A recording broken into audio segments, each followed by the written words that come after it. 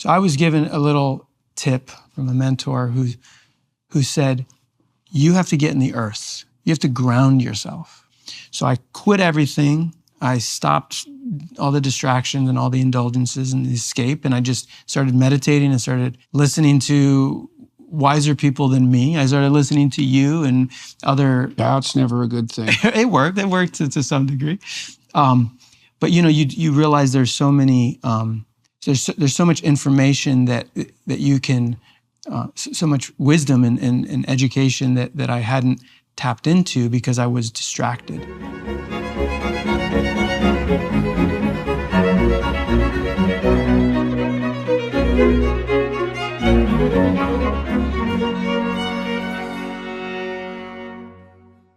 Hey, everybody.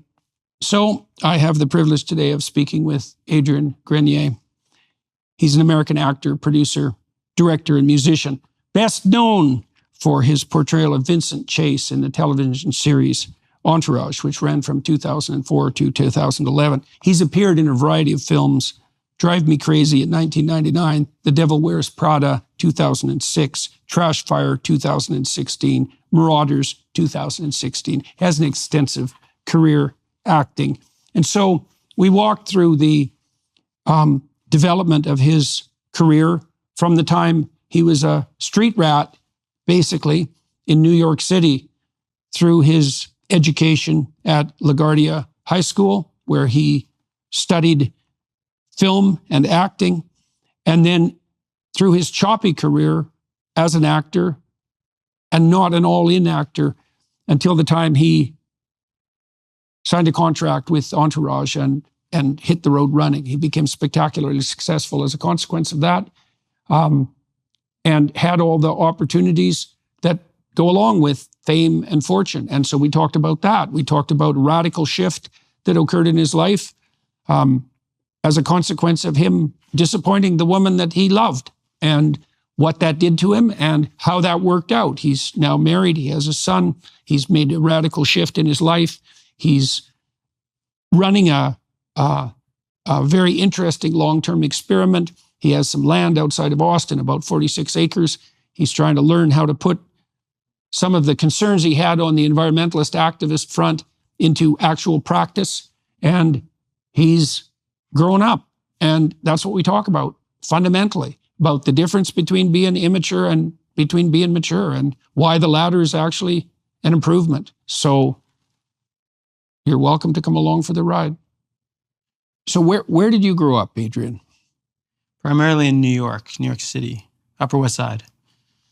Yeah, I guess I moved there when I was about 4 years old. My mom moved me from New Mexico, where I was living with all my cousins and my family there. And then she sort of snatched me away and thrust me into the chaos of New York. And that's where I spent the rest of my life, from about 4 till about 40, 42.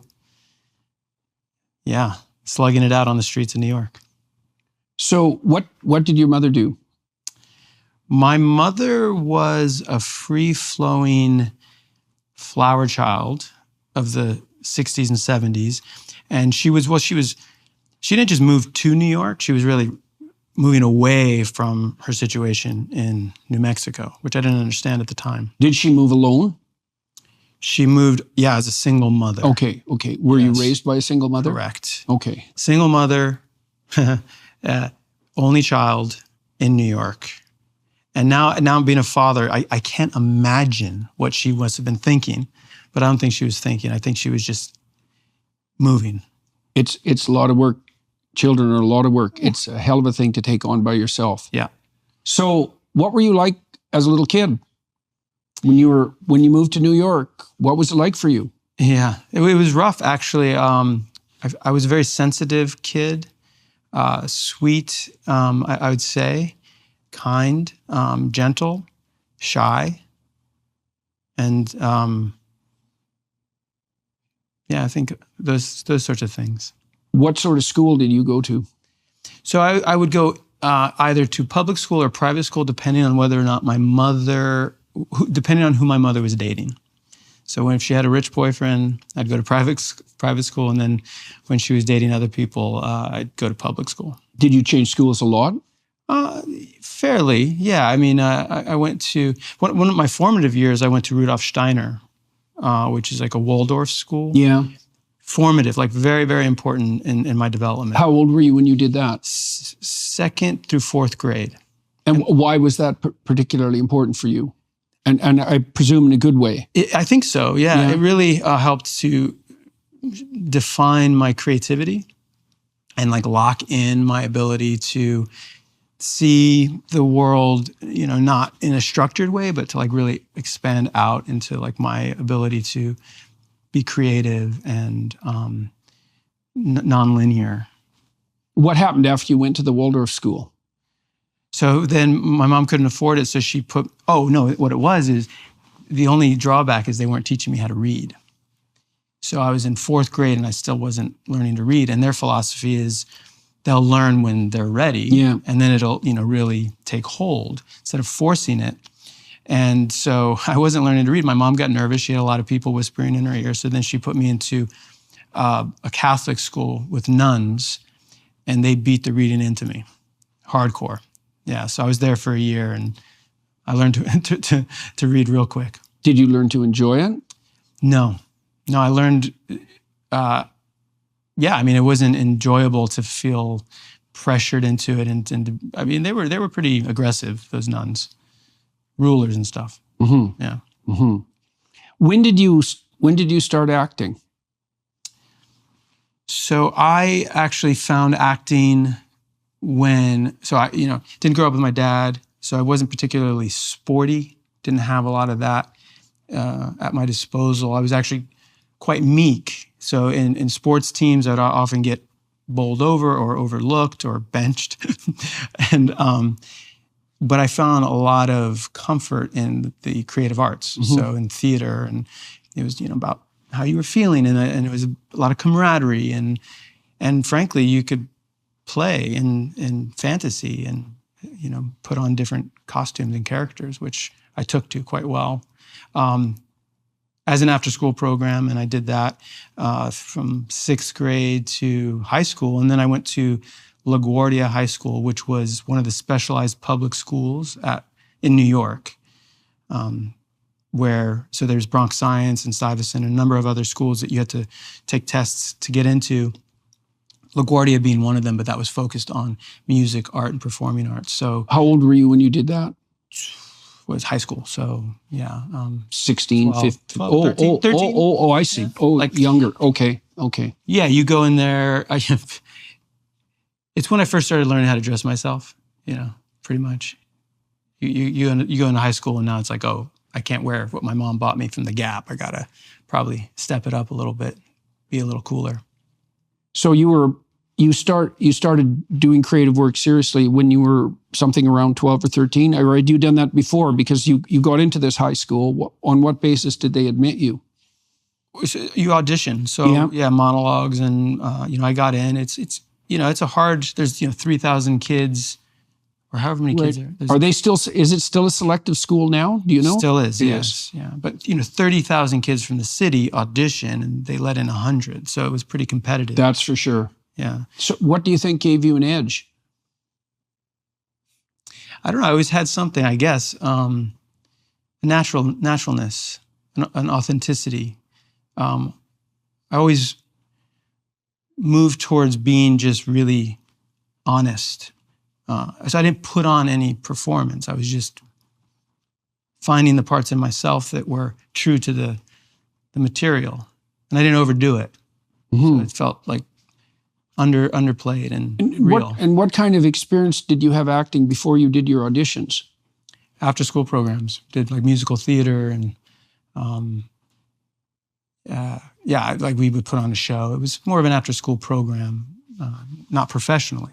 Although, producers and agents started to sniff around. They started to notice me. And I just always rejected it because I didn't want to be an actor. That's the truth. I didn't want to do it as a profession. I still resist it to this day. What did you want to do? I was more into music, I think. and directing, filmmaking. I loved to. So my friends and I in high school, we would make movies, high cameras. You know, you get a camera and you just start filming, and you'd cut it. You would do all the editing within the camera. Yeah. You wouldn't download it to a machine or like edit it. You would just, okay, ready, action. And then you do one take, and then you change the angle, and you shoot it in sequence, and you edit as you shot. And this was at LaGuardia when you were doing this? So, yeah, my friends and I, that's what we would do on the weekends. We would make movies. And it didn't matter if you were holding the camera, or if you were in front of the camera, or if you were holding the boom, or if you were climbing up the side of the building to get the cool shot. You really were able to move throughout all the different roles. And I just loved the process. So I was always okay being in front of camera out of necessity because we're telling a story. But I really had stories that I wanted to tell. So whatever it took to get the job done, I was happy to do it. But being an actor, you know, the ego of like wanting to be seen was never really my motivation. It was more just to tell stories.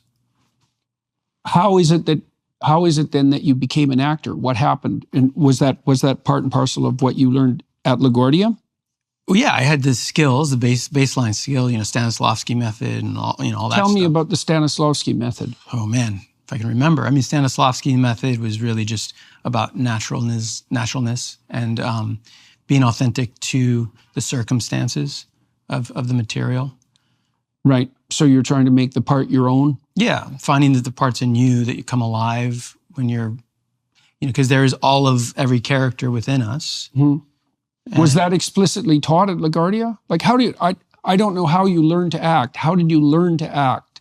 Yeah, we learn techniques, certainly. And then, you know, we put on scenes, we put on plays. And at the end of the third and fourth year there, you do plays, whole plays. Mm-hmm. Yeah, but by then, I was really moving towards the music scene. What did you play? So I was self-taught. So I was playing guitar, bass, and, you know, eventually started playing drums. Because I was autodidactic, because I had no formal training, I had, you know, no rules. So it was just whatever, and it's rock and roll. So, you know, you learn 3 chords and you're off to the races. I was in a band.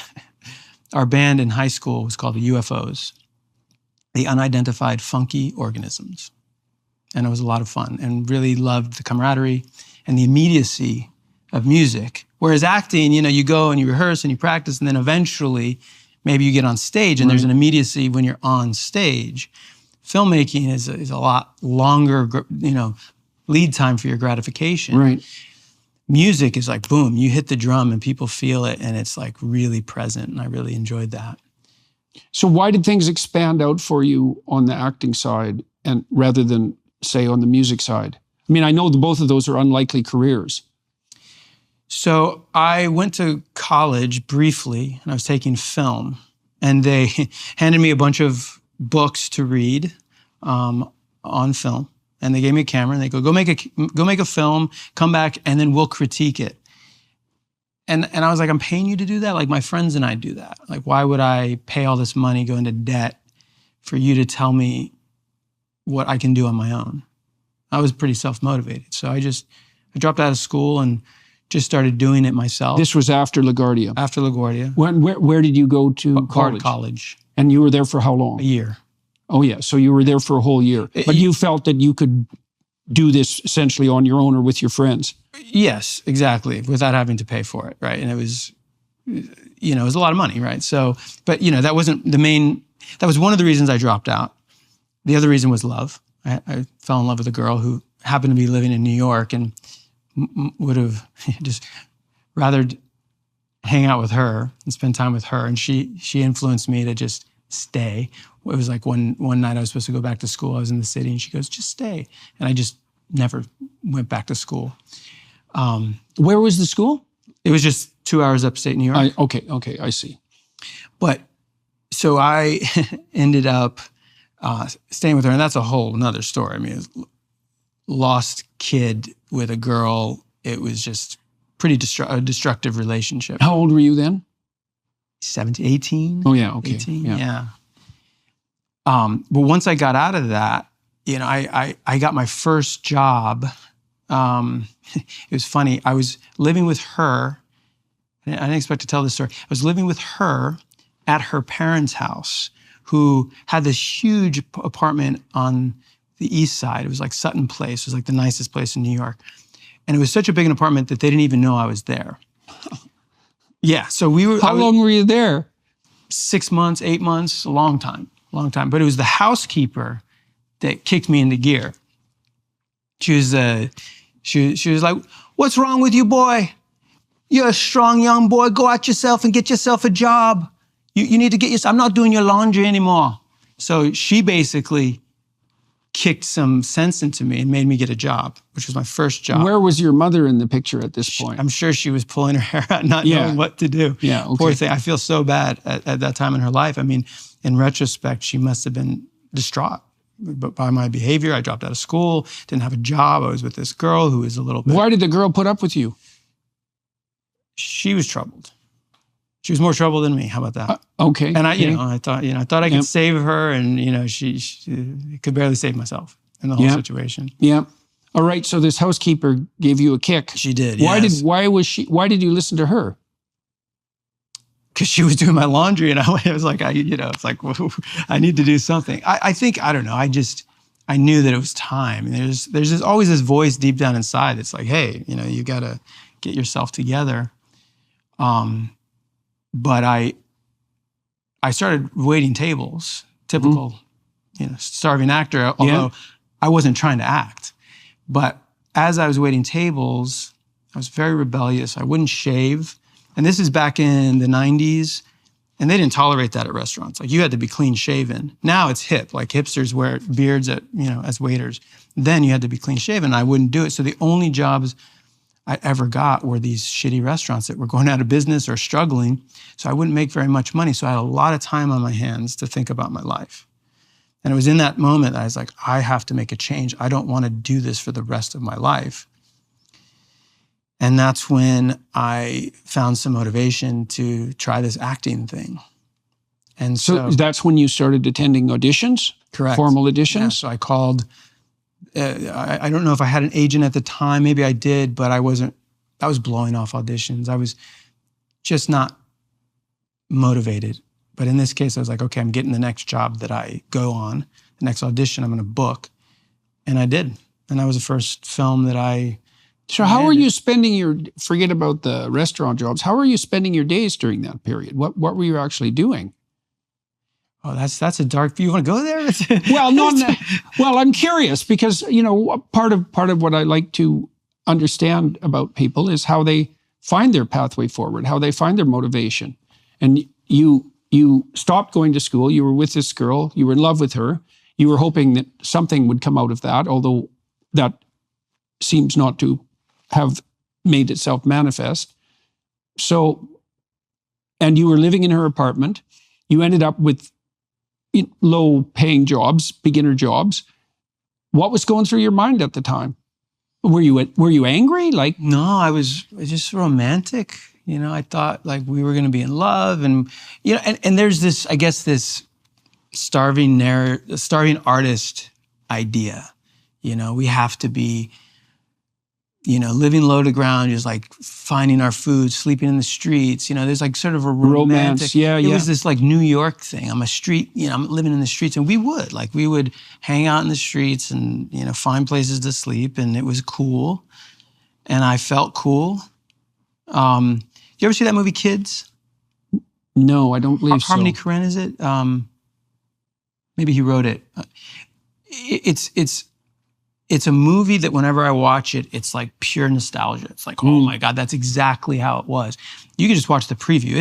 It's gnarly, and because And was it filmed in New York as well? They filmed in New York, and a lot of the kids in the movie I knew, because they were basically taking real kids from the streets and then making a little story around these hood rats, and these were all the kids that I knew and hung out with. Some of them were a little bit too scary for my crew, but we knew who they were. And it was just romantic, and the kids just running shit on the streets, like no fathers, single mothers, and all these kids just finding a place to drink a beer, really. Mm-hmm. And in New York City, there are no parks. I mean, there's Central Park, but it's stoops and abandoned buildings, that we'd break into. At this time, it was still the 90s, so that it hadn't been completely gentrified yet. So yeah, there's a cool factor to it, like rock and roll and punk. And, I met the girl that I'm talking about. I met her in a mosh pit at CBGB's when she was like 13, I was like 14, and so that was just the milieu, the vibe, it was cool. So it felt like it, at least. Yeah, well, maybe it was. I mean, it's not obvious what you have to go through when you're young to get your head screwed on straight. So it took me 20 more years before I finally did. Yeah. Well, congratulations on managing it at all. Yeah, thank you. Yeah. All right. So, are you or someone you know fighting the battle against cancer? For the last 25 years, Invita Medical Centers have been pioneering personalized, cutting-edge treatment programs for patients all over the world. Invita has been the leader for patients looking for advanced immunotherapy and genetically targeted therapies, all while focusing on fewer side effects and better patient outcomes. As a global leader in oncology care, Invita is committed to healthcare freedom for all. They've spearheaded a revolution in employer health insurance options, empowering companies to provide their employees with access to not only top doctors, hospitals, and technologies, but also the first of its kind nationwide personalized medicine coverage. Invita is doing all of this, plus offering significant tax and cost savings, full transparency, and liberation from the grip of commercial insurance carriers. Whether you're a patient in need or a company looking to break free of monopolized healthcare insurance, Invita could have the solution for you. To learn more about their treatment options, visit Invita.com or visit InvitaHealth.com to learn more about their company insurance programs. That's Invita, spelled ENVITA.com for treatment options, or InvitaHealth.com to learn more about their company insurance programs. All right, so you took these restaurant jobs. Were they good for anything? No. I had to get out of that. And when I booked my first film, that was it. I just started acting. And I was still keeping it pretty humble. I would do a job a year. I'd make more money than I'd ever seen, 50 grand, to do a movie. And then I just make it last for the year. And I still play with the music. So what was your first movie? It's called The Adventures of Sebastian Cole. How old were you when you did that? 20, 21. Yeah. And it sounds like you had more offers than you took up. Oh yeah, I screwed up a lot of offers. I could be a lot more famous than I am today. But I always reject, there's something that just didn't trust Hollywood. I was always like, that seems shady. It seems shady. So I resisted. It wasn't until, and I had opportunities, I did, but I was bike messengering for a while. Like I would rather do anything than have to act if I didn't have to. It's strange. It's ironic, I know. Well, it's strange in some ways because you obviously have a knack for it. You were rewarded for it when you went into the selective high school. You got parts when you auditioned, so you obviously knew what you were doing. And even you said that you weren't necessarily reliable in consequence of the auditions, but the offers kept coming. Yeah. So it matched your ability. So what was it about and even you would think to some degree it would match the romance too, because you were, in principle, you had made films, you were sort of artist on the street. And so what the hell was wrong with some success? What was it that stopped you from that, do you think? Nothing stopped me. I mean, it happened anyway, despite myself. But I was resistant to it. I guess I did not want to be someone else's pawn. I didn't want to be someone, just like a sort of a vapid shell for someone else to use for their stories. I had things that I wanted to say. In fact, to just underscore the whole thing, Entourage, which is what I'm most known for, kept coming at me to come audition, and I kept ignoring it. And it wasn't until I was in Mexico on my way to Cuba. I was going to sneak into Cuba to make a documentary about Cuban hip hop. which I found super interesting at the time. And I had about $1,000 left from the last movie I did 6 months ago. And I was like, I could probably make this $1,000 stretch to make this film, come home, get a job, and then make the movie on the side, or work on the side. The documentary. The documentary. Yeah. And when I was there, I would visit the internet cafe. This is back when we didn't have cell phones and all that jazz. So I go to the internet cafe to check my email every couple of days. And my manager, he said, you have to read this. And if you don't come back to LA to audition, you can find a new manager. So essentially, he laid down the law. And I knew on some level that if I kept turning my back on Hollywood, it would find another. When did you go from New York to LA? I never technically lived in LA. I always stayed in New York, but I did spend a lot of time there shooting the film. But I kept my residence in New York. All right. So you were doing sporadic movies. Correct. You were obviously successful in that, so that people were aware of you. Mm-hmm. Your name got around. How did you come up on the Entourage hit list? Yeah, it was indie films, a lot of indie films like Sundance, Darling, that kind of thing. I did a couple of teeny bopper movies, so I had a little bit of clout in Hollywood. But here's this unique role where someone has to play a celebrity. And all celebrities who would be celebrities, would be good for the role, are already celebrities and would never do this pilot, which it was at the time, or they'd want more money than the budget would account for. So you had to find someone who embodied, who had that celebrity charisma. There you go. Yeah. And I guess part of my nonchalance and me ignoring them made them think, "Well, who is this guy? He must be something, right?" And when my manager sort of put the law down, and I said, "Okay, I'll come, but can you send me a plane ticket?" He flew me out, and this was what year? How old were you then? I'm about 28. Okay, and so you spent 9 years before you had, what would you say, solid, reliable, continual wealth? Yes, wealth. Yes, and work. You were working sporadically, a project a year, something like that. I was making ends meet. But, I lived in an apartment with a bunch of other, roommates. And so I was just living really, meek. Right. And you weren't interested in money? No. I mean, I have much more respect for money now. You are definitely a strange actor. You don't want the spotlight and you're not interested in money. Yeah. So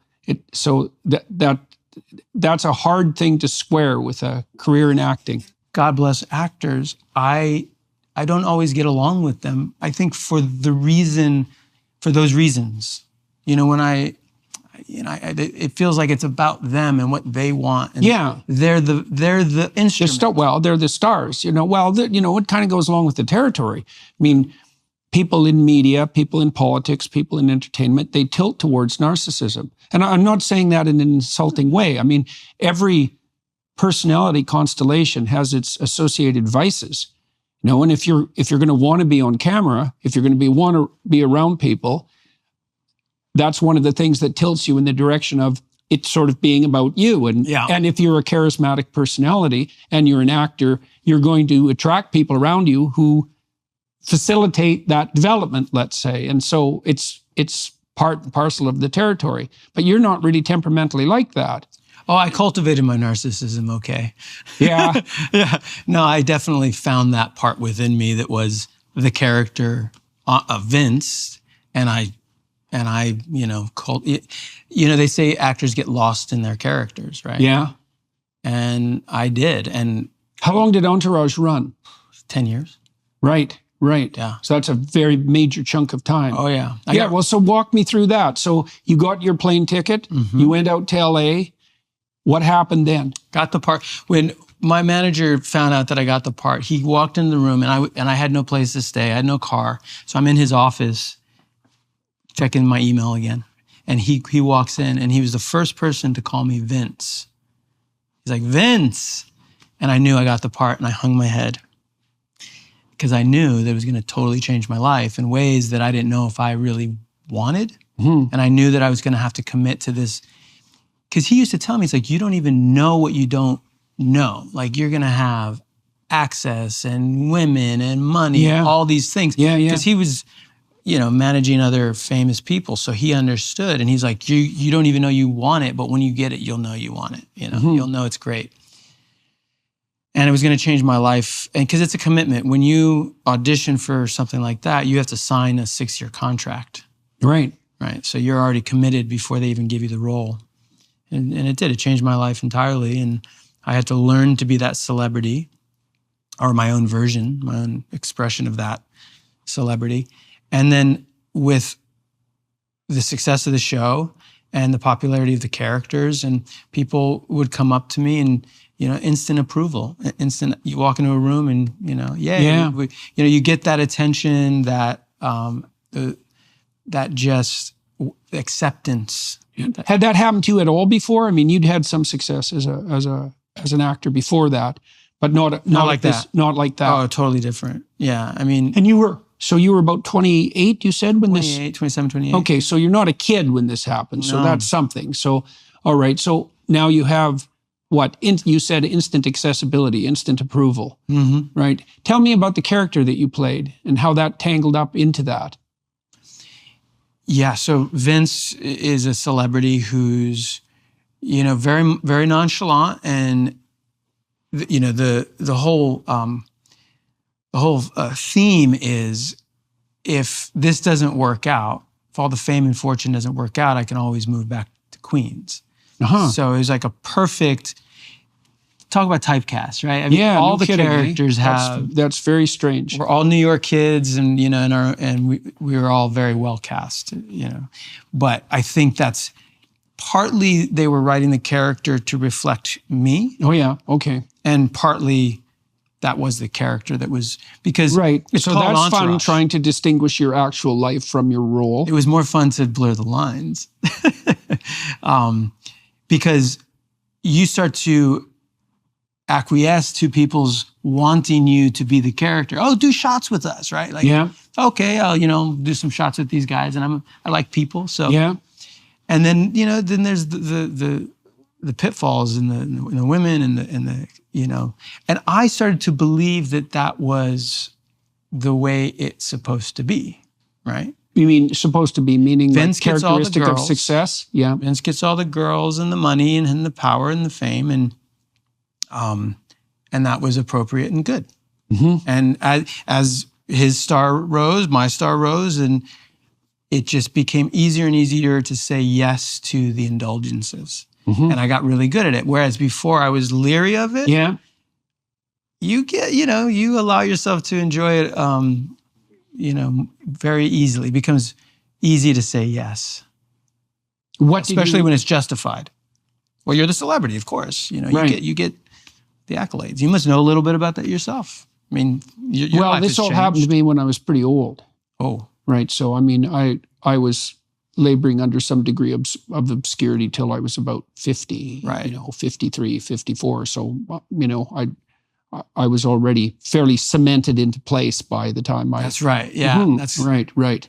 And, I have a very tight family and a very tight network of friends. And so that's also made a substantial difference to me. I don't know what it would have been like to have encountered that sort of thing when I was much younger. I mean, I probably would have been wild, especially if I would have done it before I quit drinking. So I quit drinking when I was about 25, 26, something like that. And that straightens out your life pretty radically. But I was pretty wild, when I was drinking. So right. So I, growing up in New York, there's a little bit of nihilism, godless, and this was now the overlay of my ego, which was, see, I am the man. I got the part. Yeah. And people are, approving of me. Yeah. So it just... Yeah, well, it's a very difficult thing. I mean, I don't know exactly how it is that you can resist. Part of being socialized is to pay attention to what others think of you, right? I mean, that's part of being in the loop for accepting social feedback. And normally, you're not carried around on the shoulders of others constantly, but you found yourself in that situation essentially. It's like, it isn't obvious to me how people can withstand that. I've talked to Russell Brand a little bit about that because he was spectacularly successful. And also, what would you say? In the market for whatever appetitive urges might make themselves manifest. And so, he's talked to me a little bit about that, and he paid, I would say, a relatively heavy price for that. He and I might have been friends if we weren't competing for the same chicks. Did you know him? And did you know him in LA? We crossed paths a few times. All right. So now you're in now. So this is very interesting. You resisted this, and now you were spending your primary amount of time in LA when Entourage was 6 to 8 months a year, and then I go back to New York. And by the way, and you didn't have a house in LA.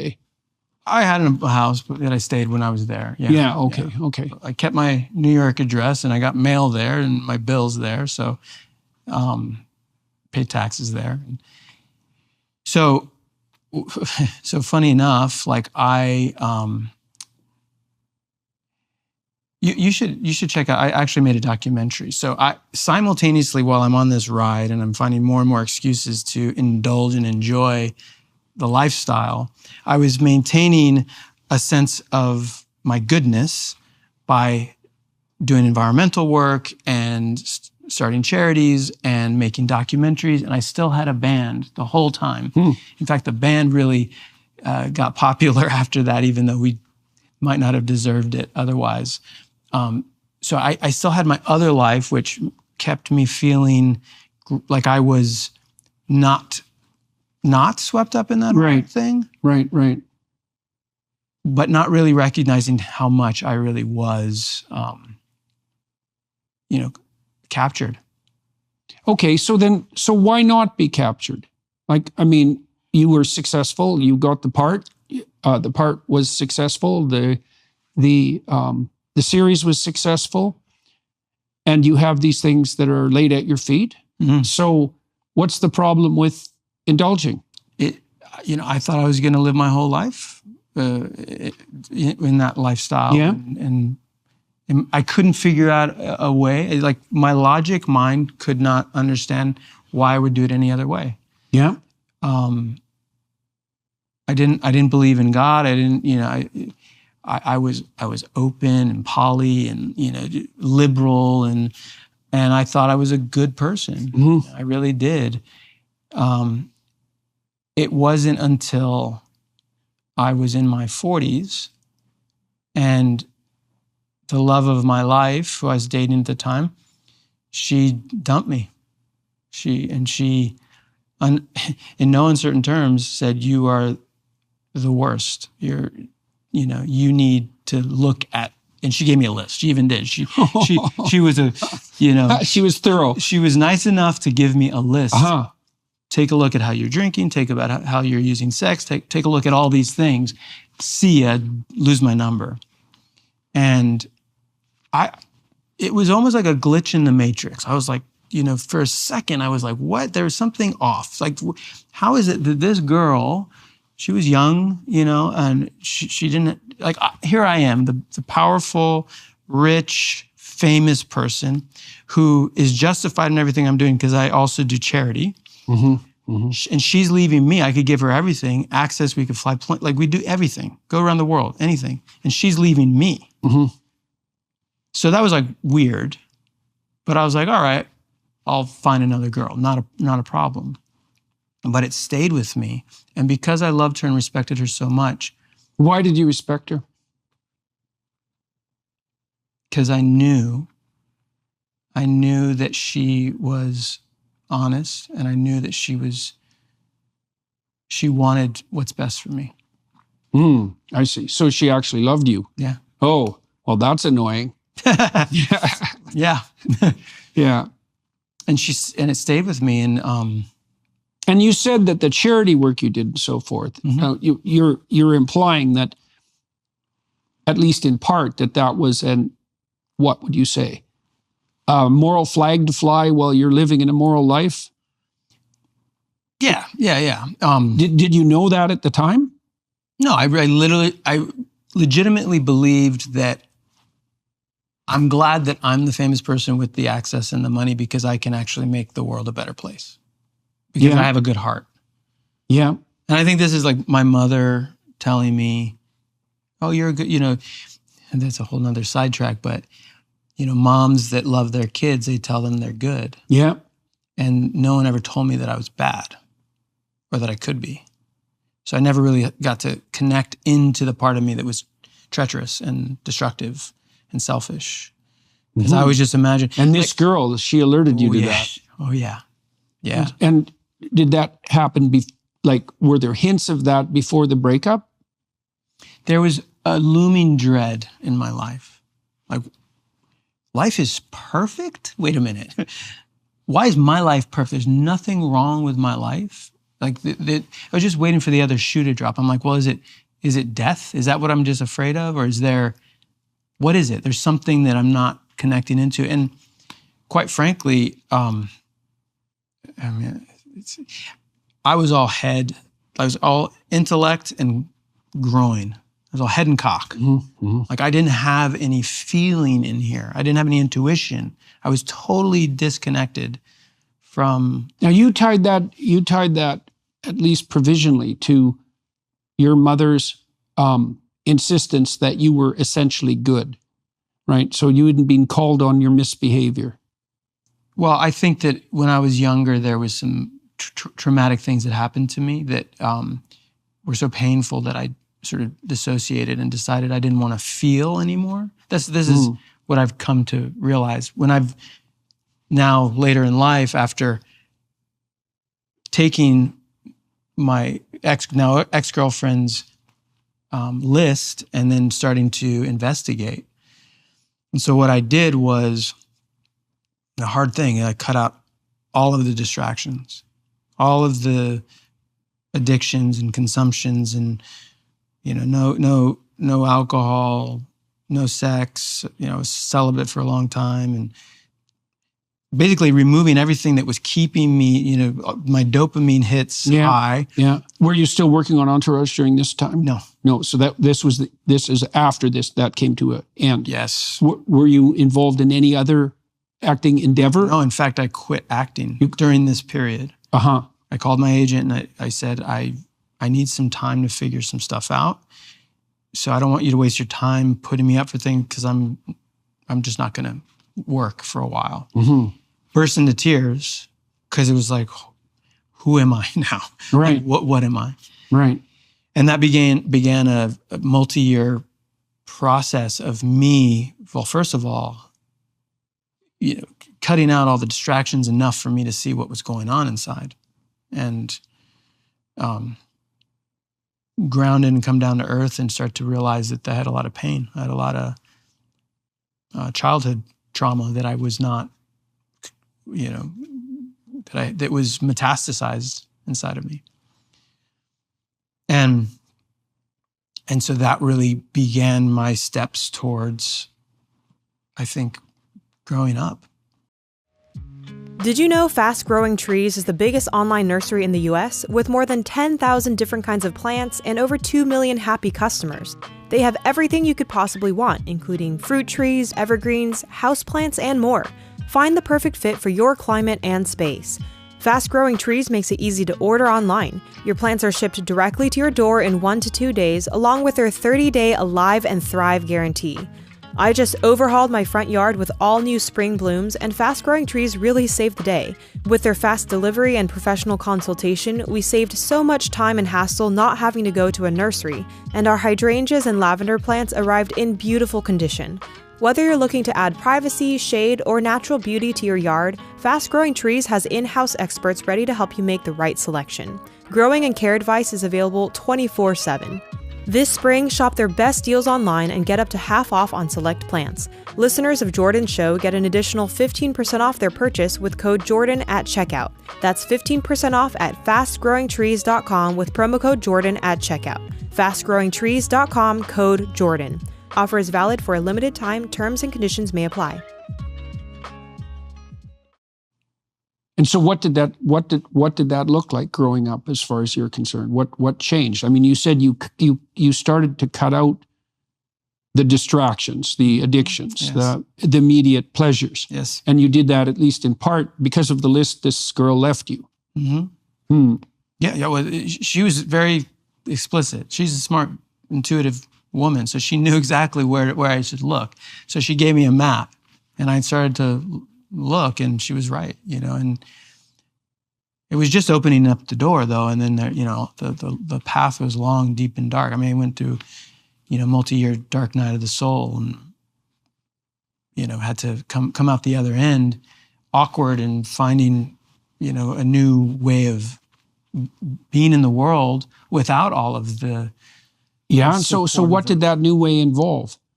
What changed? I mean, I know you stopped. Like, there's the things you stopped doing. Yeah. But that just leaves an emptiness in your life. I mean, that's the problem with cutting out anything that's, let's call it addictive. It's like, well, that's how you spend your time. So now you stop doing that. You don't even have the same friends anymore. So what I realized is I didn't want to die alone. I wanted a family. Uh-huh. I wanted partnership. I wanted to have children. How come you hadn't known that before? My dad left. Yeah.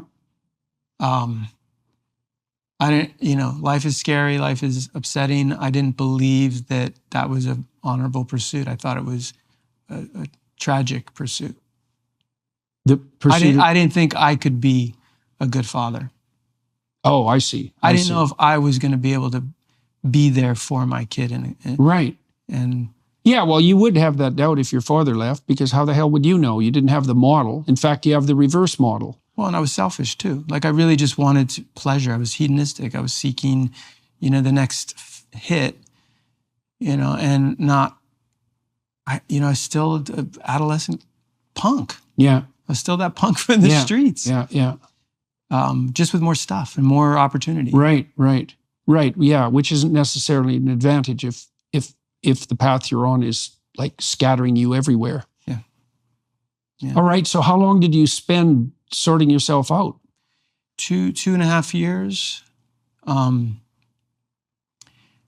I confronted a lot, and I realized that I was given a little tip from a healer, from a mentor who said, you have to get in the earth. You have to ground yourself. Like, be in the soil. And I was like, all right. So what I did, I actually had a place here in Austin, on the east side. I had a little bungalow with a little camper. So I quit everything. I stopped all the distractions and all the indulgences and the escape. And I just started meditating and started listening to wiser people than me. I started listening to you and other. That's never a good thing. It worked to some degree. But you realize there's so many, there's so much information that you can, so much wisdom and education that I hadn't tapped into because I was distracted. And so I was seeking advice from elders and counsel from friends and starting to orient myself with people who I saw as living a life that I think that I might want. Mm-hmm. So I changed my friend group. Mm-hmm. And just started DMing them. And luckily for me, because I'm somewhat famous, people would respond. And anyway, this one woman, she's like, you need to ground yourself and get in the earth. So what I did is I moved into my camper and I lived there for a year. It's a small little 50 square foot camper or whatever it was. And I started building a community garden. And I was just digging in the soil and planting and digging and working, meditating and cooking in an open fire. And I grew a beard.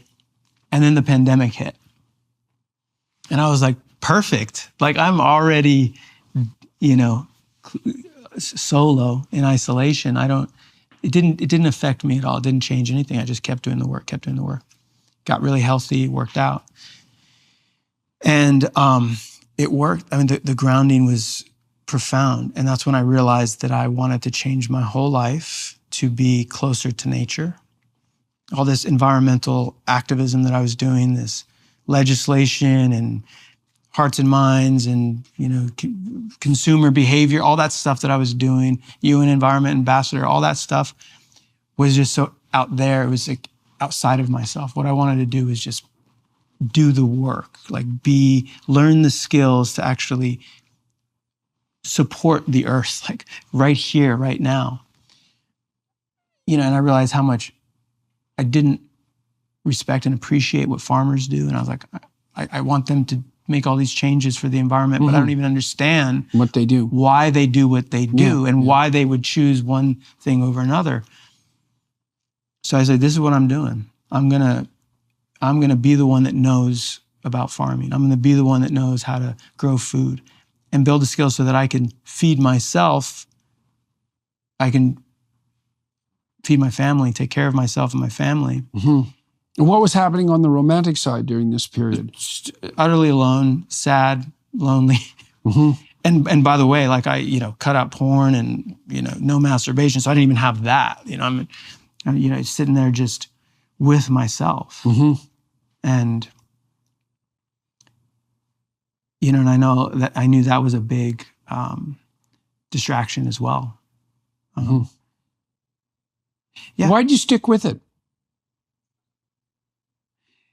Well, so there's one time I was, I think I was going to Cannes or something, the Cannes Film Festival, and I hitched a ride on this billionaire's private plane. And he was 80, he was old and gray hair. And he gets on the plane and he has like 6 hot young models with him. And my mentality at the time, I was like, damn, this guy's the man. Like, look at him. He's 80 and he's still got it. Yeah. And there was just a little voice in my head is like, I hope I can still do that when I'm his age. A little voice.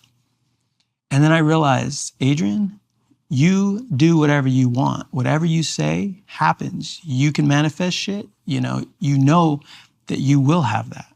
And it like really shuddered me. I was like, holy shit, wait a minute. I don't want that. I realized in that moment, I was like, that's exactly what I don't want. And so I started to rewrite what I actually want. Why did you figure that out? Like, I mean, you said, your first impression was, it's like Hugh Hefner and his blonde chicks going around Europe. I mean, what fun for everyone. I watched that show a couple of times and I thought, I might have been on that episode.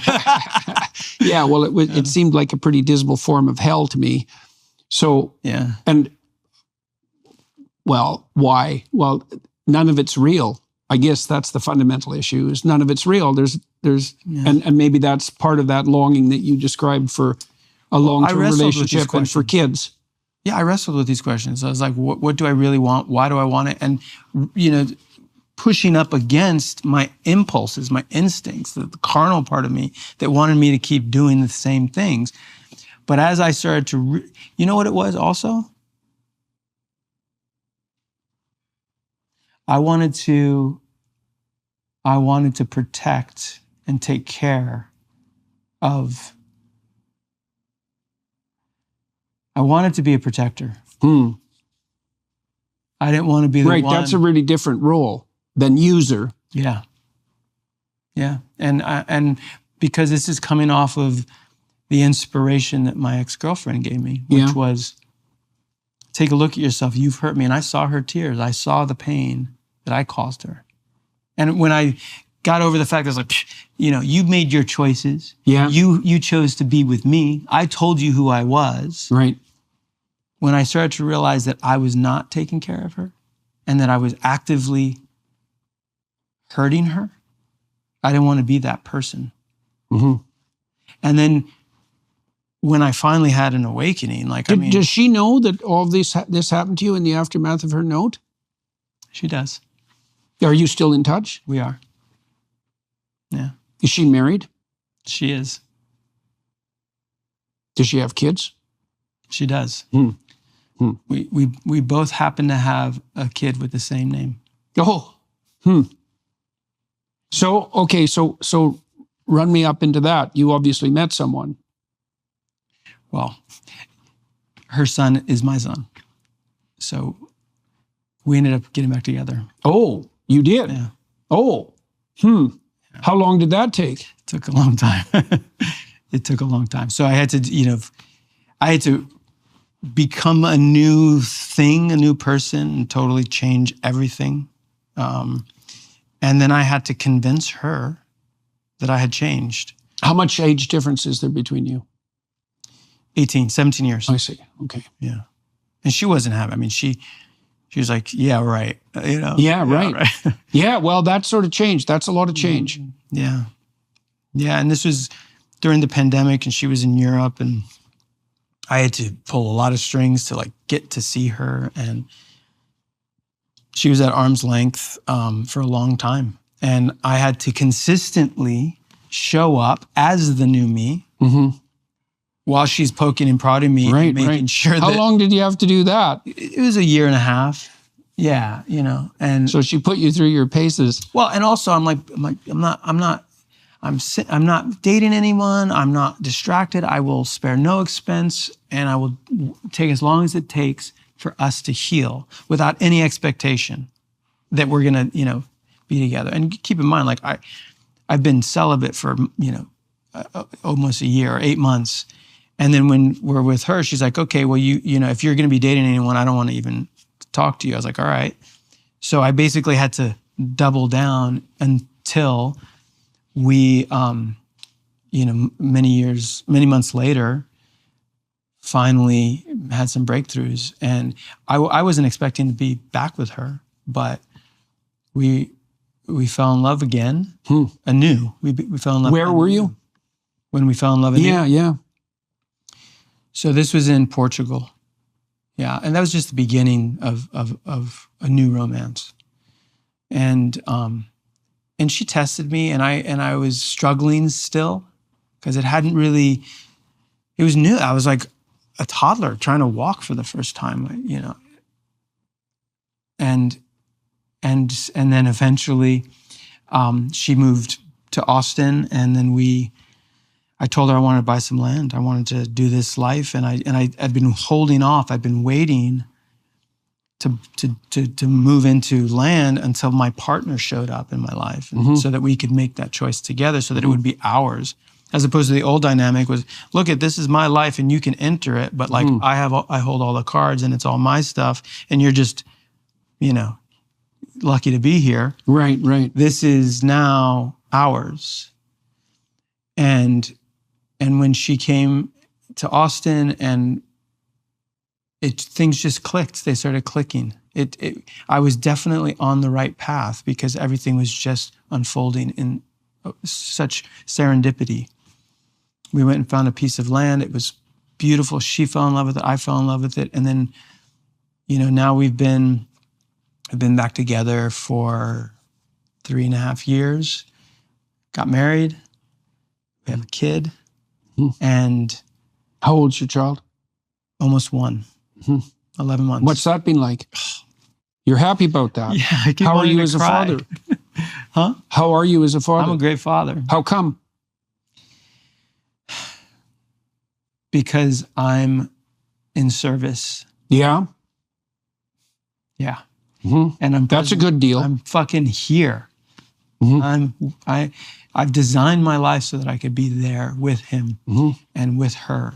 And so reimagine what my life could be. And it's on land. We have 46 acres. We're building a little nature community. We have a number of homes. We're inviting people to live there. We have agriculture projects that are all supporting, the whole project. And I get to do that work every day. So it keeps me grounded. What kind of work do you do? So learning all the skills, or trying to learn. I'm certainly definitely still an apprentice of the land. I'm spent 40 something years in New York, and now I'm just trying to keep things alive and learning, about, the snakes and how to wrangle them, and not try and kill everything that scares me, but try and move against it and be brave in those moments and fail and still keep at it. And all my mentors and friends are farmers. And I just, sent a bunch of texts this morning, like, hey, there's a storm coming, should we prepare? Like, what should we do? And just getting a lot of advice. And by the way, these farmers are dying. They're desperate for young people to care about what they're doing. They're looking for someone to pass down their knowledge and their wisdom. There's just not a lot of people who are wanting to do that. Everyone wants to move to the cities and be fancy or something. So it just feels good. The father I never had are in all the older men that are now my mentors, the homesteaders and farmers. So what do I do now? I work the land and build this community. And so what does a typical day look like? Well, you wake up. I usually take Seiko in the morning, my son, and we go out on the land, he and I, let out the ducks, take the dogs, and take them for a walk. And he and I spend some time together until my wife wakes up, and then she takes over. And then I work with Ben, who works on the land, and we have our little laboratory, what I call it, sort of our place to experiment. We have a food forest and grapes. We're making some wine and annual garden food, some animals, feed the animals. And then also I get to still be creative because I get to tell the story. So I have a channel called Earth Speed. And so we're telling stories from the land. And is that a YouTube channel? How does that work? YouTube, Instagram, yeah. Yeah, okay. But continuing to tell stories as a filmmaker. I'm making a documentary right now. So I get to both be present, be with my family. I get to continue my work, grounding myself into hard skills, primitive skills of survival and protection. And forget the philosophy where I think that we should all be a little bit closer to nature and closer to each other in community. It's just, I get to build that and build that model that maybe will serve my local community and might be a model for others to replicate someday. So where is your land? Just outside of Austin. How far out? 30 minutes. And is it near a town? Is it truly rural? I don't tell people where it is. Just because we have had. I'm still famous. We have had some stalkers. Yeah, okay. But it's cute little. There's a lot of really cute historic towns in Texas. So we have a historic town, which is a 30-minute float down the Colorado River, and we have springs, and we get to steward it because there's a lot of development out there. So there's a lot of tract homes, HOAs coming in and just clear cutting everything and then putting all these generic houses. So we get to actually preserve and steward that land as it's meant to be, as natural. And how long have you had this piece of land? 3 years. So that's starting to be a reasonable length of time. How does your wife feel about all this? Is she happy with you? Yes, she is. Yeah, finally, she's, and I get to now sit with her as she heals the deeper layers of herself.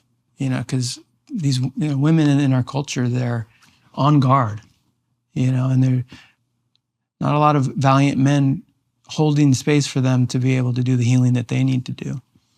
And that's my biggest honor, is that I get to hold space for her to be the best mom she can be for my son. More kids on the horizon? Oh, yeah. Yeah. Oh, yeah. Right. So that's a plan. And that's a real possibility? Yeah. Well, congratulations. Thank you. That's a good deal. Yeah. Thanks. Yeah. Well, look, that's an hour. That's a good place to end. For everybody watching and listening, I'm going to continue this conversation with Adrian on the Daily Wire side for another half an hour. I think I'll talk to him more about what he's doing with the land and why that's useful, why that's different from what he did on the environmentalist side, why he finds it preferable to his old life. So if you're inclined to accompany us on that journey, then jump on over to the Daily Wire side of things. It's, I suppose, useful to throw them the bone of your support in any case, because they make these podcasts possible, and they're pretty decent fighters on the side of free speech. So that's my pitch for the Daily Wire for today. Thank you very much to the film crew here in Austin, because that's where we are today. Thank you very much, sir, that was a lot. That was a lot to walk through. Much appreciated. And so everybody, you can join us on the Daily Wire side. Yep. And otherwise, we'll see you soon.